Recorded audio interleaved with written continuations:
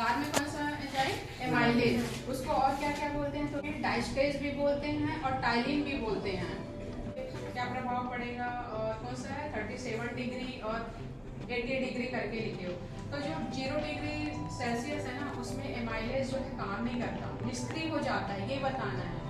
और जो 80 डिग्री जो है और बहुत ज़्यादा टेम्परेचर में एंजाइम जो है ना विकृत हो जाता है, इसलिए स्टार्च का पाचन नहीं हो पाता है, ये बताना। इसमें 0 डिग्री सेल्सियस में और 80 डिग्री सेल्सियस में, वो किसमें होता है 37 डिग्री सेल्सियस में, जो कि मनुष्य स्वस्थ मनुष्य का तापमान भी क्या है 37 है ना।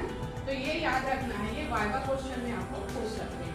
ठीक है, कौन सा एंजाइम पाया जाता है एमाइलेज, और क्या बोलते हैं उसको टाइलिन, है ना। 2 चीज ध्यान में रखना है। ठीक है, इतना समझ में आ गया ना। मतलब बहुत ज़्यादा कम टेम्परेचर में भी काम नहीं करता और बहुत ज़्यादा अधिक टेम्परेचर में भी जो लार में उपस्थित एंजाइम एमाइलेज जो है वो काम नहीं करता है।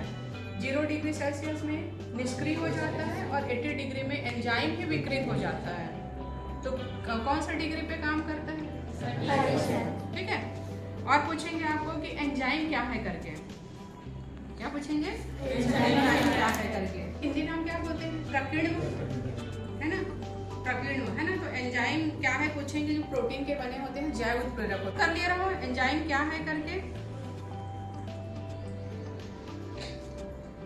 और कौन से पीएच पे काम करता है ये भी पूछेंगे, तो लिख लो 6.8 पीएच पे काम करता है।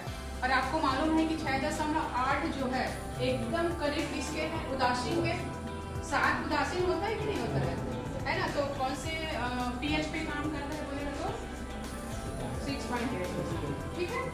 एक और पूछ सकता है कि एक्रोमिक बिंदु क्या है, नोट कर लो एक्रोमिक बिंदु, वो जो कि तो हम देखते हैं कि 8 मिनट में जब हम उसमें आयोडीन सॉल्यूशन डालते हैं ना, तो उसमें कोई कलर नहीं आता है, मतलब स्टार्च का क्या हो जाता है, पाचन हो जाता है, इसलिए, है ना। तो कितने मिनट लगता है, लगभग 8 मिनट, ये ध्यान में रखना है।